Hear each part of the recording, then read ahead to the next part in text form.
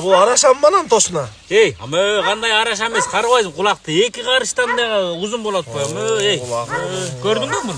Уругу кайсы? Уругу Франкель ми? Жоқ, Франкель емес. Франкель менен мұның атасы бөлө болған екен, бір туған қарын бөлө. Мұның атасы Монолит. Монолиттің атасы Санарит. Санариттің атасы Транзит. Транзиттің атасы Каназит. Мұның башы барып, алтынчы атасы барып тұрып, қоқонның уағында шер алхан деген болған ғой. Ошоның қойлорына барып тақалады оны қойшы. Негізі бұл Монголия жақтан оғып келген дейді бұның ата бабасы. Шо Чыңгыз ханның қойлорынан, қошқорынан шыққан дейді да. Аты Жетімбай. Неге Жетімбай болып қалған демейсің бе?